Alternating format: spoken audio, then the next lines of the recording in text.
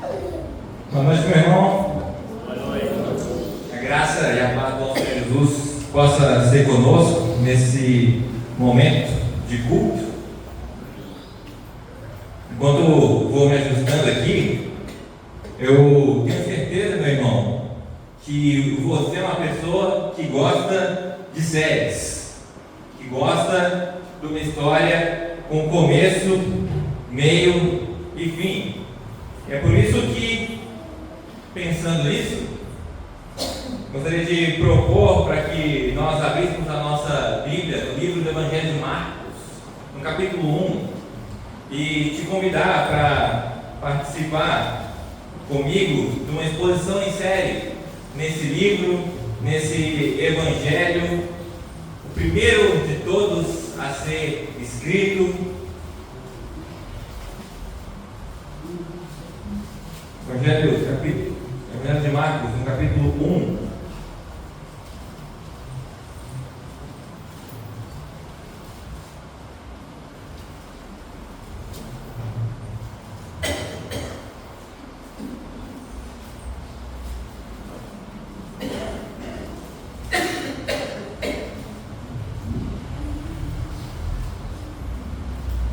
Evangelho de Marcos, no capítulo 1, faremos a leitura dos versos de 1 ao verso 11.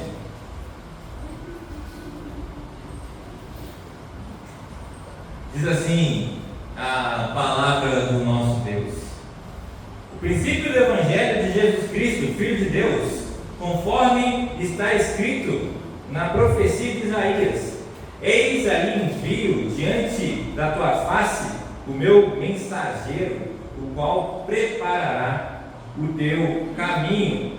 Vós, no que clama no deserto, preparai o caminho do Senhor, endireitai as suas veredas. Apareceu João Batista no deserto, pregando batismo de arrependimento para a remissão dos pecados. Saíam a ter com ele toda a província da Judéia, todos os habitantes de Jerusalém, e confessando os seus pecados, eram batizados por ele no Rio Jordão.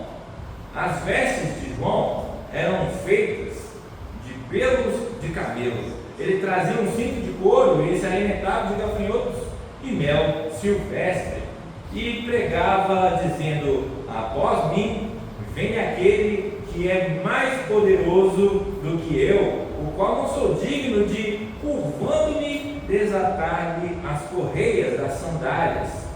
Eu vos tenho batizado com água, ele, porém, vos batizará com o Espírito Santo.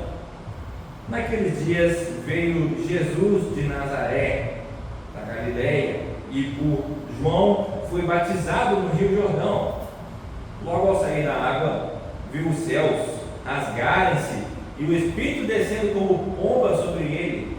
Então foi ouvida uma voz dos céus: tu és o meu filho amado, em ti me comprazo. Vamos orar mais uma vez? Baixe a sua cabeça. Olha para que Deus fale ao seu coração nessa noite. Senhor Deus, Senhor nosso Pai, Deus, nós te agradecemos pela tua palavra, pelo teu Evangelho, que é a boa notícia de um Deus amoroso, de um Deus que veio para nos salvar, Deus. Nós te pedimos para que o Senhor fale conosco nessa noite. Precisamos da tua voz para que o nosso coração venha a ser cada vez mais parecido com o do teu Filho amado Jesus.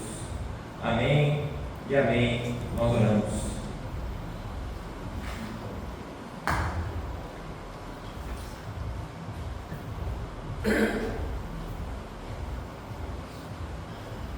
O Evangelho de Marcos, meus amados, ele é conhecido pela sua urgência. Diferente dos outros evangelistas, ele não começa ali falando sobre o nascimento de Jesus ou sobre a genealogia, não, ele já vai direto ao ponto. E ao longo dessas exposições, a gente vai tratar de algumas características que esse evangelho possui, mas podemos já falar que a sua principal assunto, sua principal intenção é de mostrar Jesus como Filho de Deus, aquele que tem toda a autoridade e poder e ali nós vimos, aqui no texto que lemos, já a manifestação da Trindade, uma das intenções também de mostrar que existe o Pai, existe o Filho, existe o Espírito Santo e que eles fazem parte de uma mesma essência. Que um dos temas mais caros para esse evangelista é que Jesus, ele precisa ser evidenciado aqui como o cumprimento das promessas de Deus, o cumprimento das Escrituras.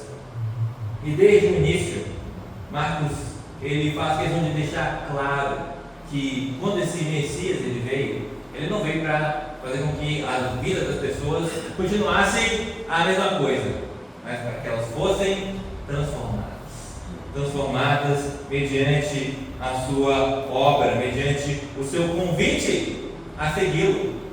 E gostaria que nós conversássemos hoje nesse sermão sobre a grande ideia que Jesus é o Filho de Deus que veio salvar pecadores. Muito simples. Jesus é o Filho de Deus que veio salvar pecadores. O texto deixa isso claro através de 3 elementos que você vai gravar muito facinho, porque todos começam com P. Primeiro, através da promessa, a promessa da salvação. Depois, a pregação do arrependimento. E por último, a proclamação do Filho de Deus. E falando primeiro sobre essa promessa, essa tal promessa de salvação, o texto começa dizendo: conforme está escrito no profeta Isaías: eis aí envio diante da tua face o meu mensageiro. O Evangelho de Marcos, ele já começa com um cumprimento de uma promessa. Promessa feita lá através do profeta Isaías, que também tem ali os seus ecos no profeta Malaquias, já mostrando que João Batista era aquele que viria para preparar o caminho desse Messias, o seu precursor, o seu arauto. E a história da salvação, ela não começa ali aparecendo o nosso protagonista, ela não começa como Jesus já fazendo as suas obras, ela começa com o seu arauto, com o seu enviado. E quando nós pensamos, meus amados, nas promessas divinas, a gente precisa se lembrar que o terreno para que o Messias ele viesse, ele não foi começado a ser preparado com João Batista. Desde os tempos antigos, quando Jesus ele foi profetizado lá em Gênesis, quando a partir do evento da queda, nós vimos Deus prometendo que viria um descendente da mulher que esmagaria a cabeça da serpente. A partir dali, as coisas foram sendo preparadas para esse descendente. E quando olhamos para o Império Romano e as suas estradas, as suas leis, quando olhamos para o povo grego com a sua língua, que se tornou a língua dominante no mundo, uma língua repleta de nuances por causa do seu pensamento, da sua lógica filosófica, quando nós olhamos para a instituição dos fariseus, que normalmente são uma pedra no sapato de Jesus e seus discípulos, mas que até então eles foram responsáveis por manter a lei na mente e no coração do povo, que resistiu ao processo de dominação cultural dos romanos e dos gregos. Então, quando Jesus ele veio, o cenário ele já estava todo pronto. Hoje de manhã nós falamos sobre a doutrina da providência e como que Deus ele guia e comanda a vida através de eventos ordinários, e não foi diferente na vinda do Messias aqui. Todos esses eventos históricos fizeram parte do agir de Deus para preparar o mundo e a história para a vinda do seu Filho. João Calvino, ao comentar esse texto, ele destaca que Deus ele nunca promete nada sem cumprir. Deus ele não é como nós. Não é como você, pai, que de repente, quando a criança pede, pai, me dá um brinquedo aqui, e você fala depois, mas esse depois nunca chega. Não. Deus, ele não é como nós, que promete coisas que por mais que a gente queira cumprir, a gente não cumpre. Deus, o que ele promete, ele faz. E o Evangelho, essa boa nova, não é uma ideia recente, não é uma coisa assim que apareceu ali no primeiro século, do nada, mas é uma realização de um plano muito antigo, já anunciado desde quase a criação, desde depois da queda.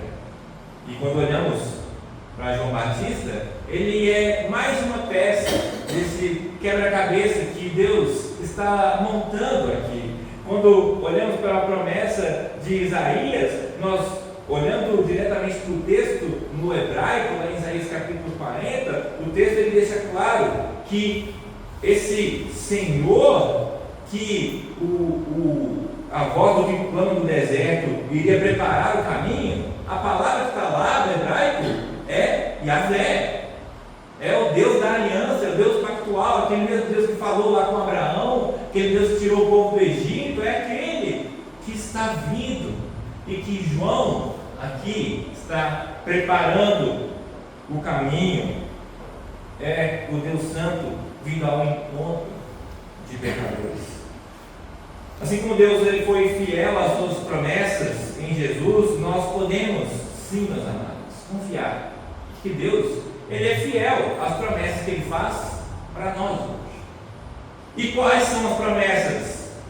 Quais são essas promessas que as Escrituras deixam claro na palavra sobre nós, sobre o agir de Deus? Deus ele promete salvação, ele promete perdão dos pecados, ele promete a sua presença, ele promete o Espírito Santo sempre nos guiando, ele promete paz no meio das tribulações. Ele promete segurança, ele promete santificação, provisão, vitória sobre o pecado e até sobre a morte. Nós podemos crer que o nosso Deus ele é poderoso e fiel para cumprir as suas promessas.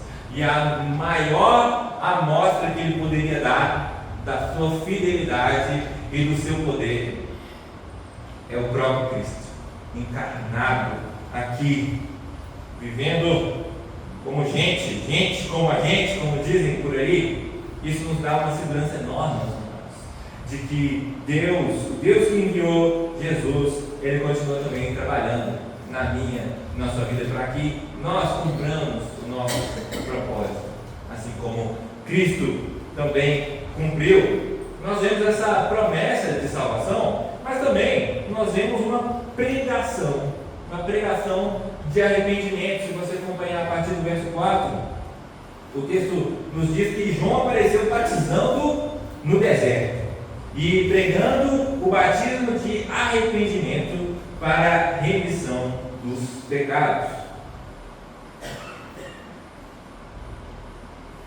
João Batista ele surge do deserto, pregando fora das cidades, fora dos grandes centros.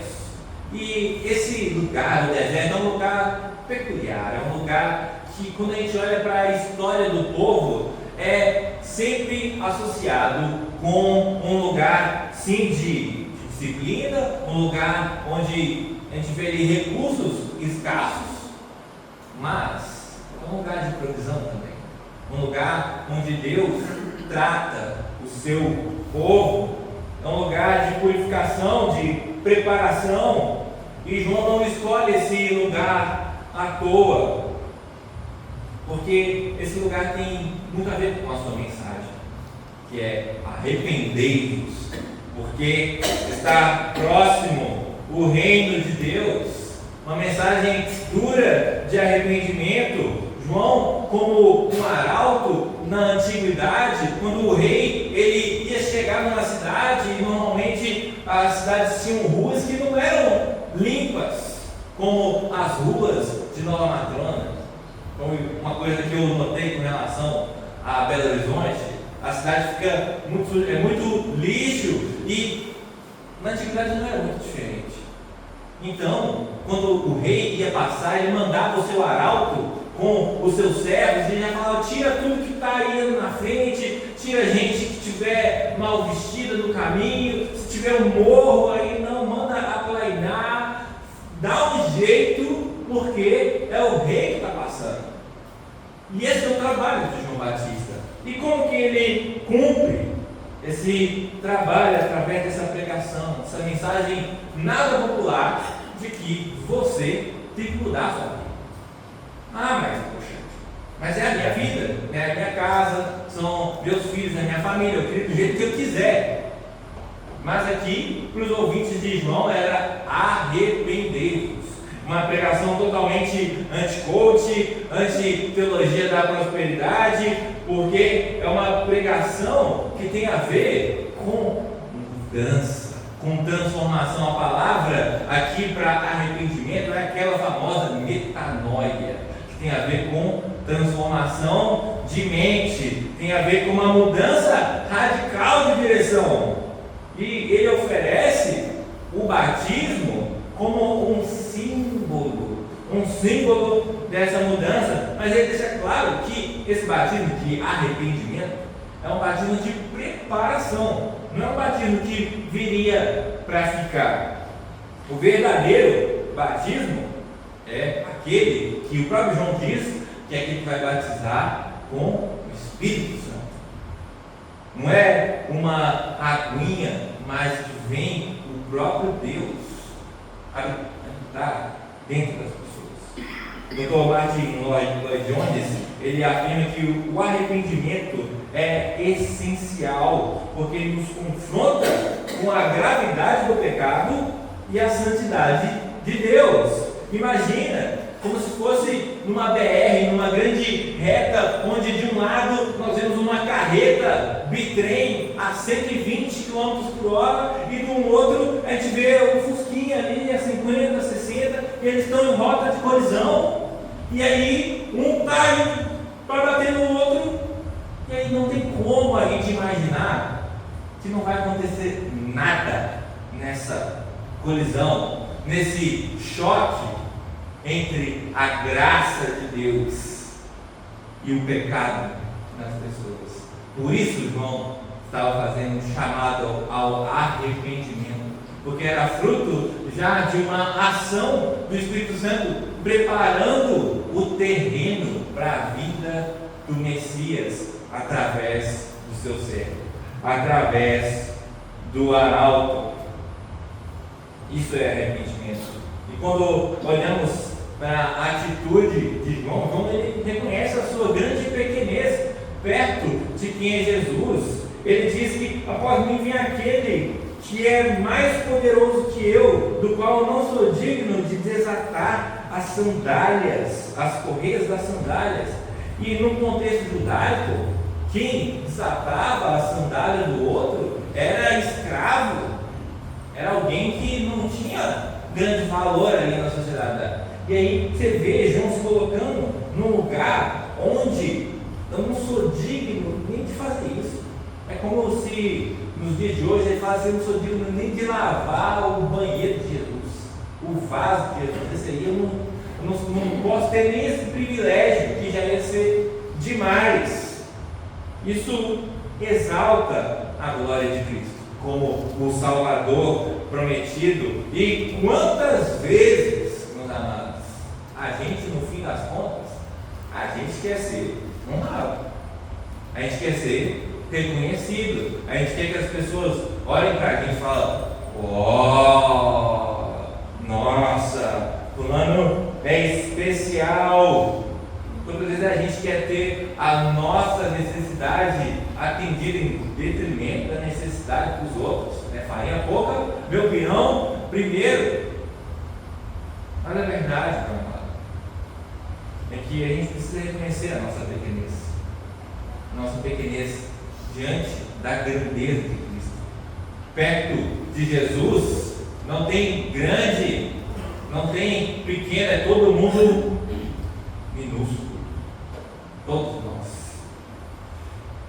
O chamado de arrependimento, ele se estende a todos. Não podemos chegar a Jesus sem antes reconhecer que nós temos uma grande necessidade de mudar a nossa vida, de colocar a nossa vida numa outra direção, reconhecer o nosso pecado, que a gente precisa ser transformado. E além disso, assim como João apontou para Jesus no seu ministério, a nossa vida também precisa apontar para Cristo. As coisas boas, colocar aqui, boas, que nós fazemos, elas precisam apontar para as pessoas a obra de Cristo em nós. Alguém elogia e fala: nossa, glória a Deus, porque Deus, Ele mudou meu coração e hoje eu posso fazer isso. Ele pode mudar o seu também.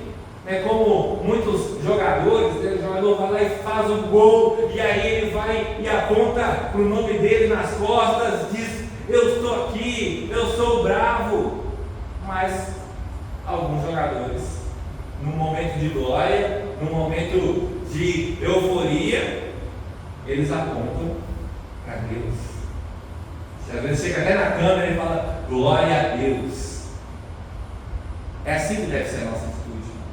Assim como João, a gente precisa apontar para Cristo como aquele que é superior a nós. Nós vimos uma promessa de salvação cumprida em Cristo. Nós vemos uma pregação do arrependimento e, por último, a gente vê a proclamação do Filho de Deus.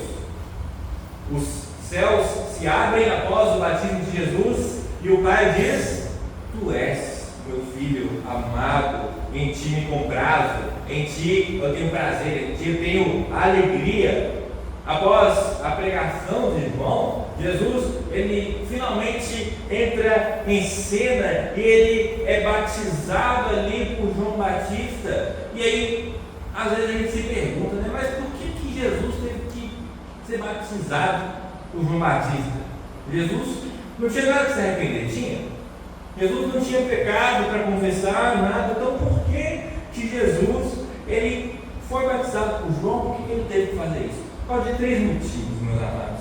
Primeiro, porque Jesus ele veio para se identificar com pecadores, ou seja, para se colocar no lugar deles. Se aqueles pecados, eles, mediante o perdão, eles estavam sendo retirados das pessoas, por Jesus se colocar como representante delas e morrer no lugar delas, aqueles pecados eles iriam para o próprio Cristo.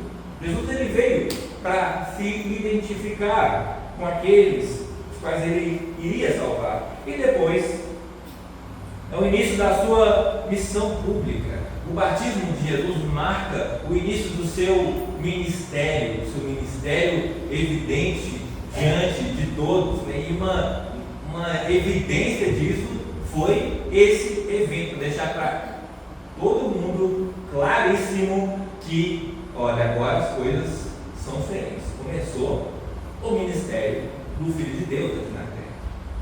E por último, porque simplesmente era a vontade de Deus. Aquele famoso porque Deus quis. Mas por quê? Porque Deus quis e pronto. O próprio Jesus, ele diz o seguinte para João, né? João ele fala assim no outro evangelho, né? No evangelho de Mateus, fala: nossa, mas você que deveria me batizar. Mas Jesus ele disse: olha, precisa ser assim, porque essa é a vontade do Pai. E pronto. John Stott ele escreve dizendo que aquele que não tinha pecado, ele se identificou completamente com os que eram pecadores, para que nós pudéssemos ser feitos justos nele. É por isso que Jesus ele precisou ser batizado. E aqui uma característica do Evangelho de Marcos interessante, que nós vemos a Trindade em ação. Nós vemos o Pai confirmando a identidade e o ministério do Filho. Nós vemos o Filho submetendo à vontade do Pai. E nós vemos o Espírito Santo ali como pomba, ungindo para a sua missão. essa cena é uma proclamação clara de que Jesus é o Filho de Deus. Jesus é o Messias prometido, que ele veio para cumprir esse plano de redenção já arquitetado desde muito tempo. Mas, amados, a gente precisa reconhecer que Jesus, ele é o Filho amado de Deus. Ele é aquele que satisfaz não só a justiça de Deus, mas o gosto de Deus. Porque tem coisas que a gente até aceita, né? Não tem comidas assim que a gente até come, a gente entende, é saudável, a gente come, mas tem comida que a gente gosta, tem comida que dá prazer. E Jesus é esse que enche o coração do Pai de alegria. Essa verdade, ela precisa nos transformar, porque uma vez que nós, pela fé, somos ligados a Cristo, nessa união mística entre o corpo de Cristo, que é a igreja, e o próprio Cristo, então, quando Deus ele olha para nós, ele não vê, de repente, os nossos pecados, ele não vê aquelas coisas que tem na comida, assim, que a gente come assim, nossa, não gosto disso. Não, só tem o filé mignon, só tem o melhor do melhor, porque quando Deus ele olha para nós, ele vê a Cristo, esse Filho amado a quem ele tem prazer. Então, meu, saiba que o mesmo que o Pai ele disse para Cristo aqui, é o que ele diz para você. Por causa de Jesus, por causa da obra de Cristo, por causa da fé que o Espírito Santo lhe concedeu, o Pai ele pode olhar para você com seus muitos defeitos e olhar o produto final, a obra terminada de Cristo no seu coração de santificação e dizer: meu filho amado, quem tenho prazer. E note que Deus, como Pai, ele faz questão de elogiar o seu filho publicamente, de dizer: olha, meu filho, eu te amo e eu tenho muita alegria em você, na sua presença, nas coisas que você faz.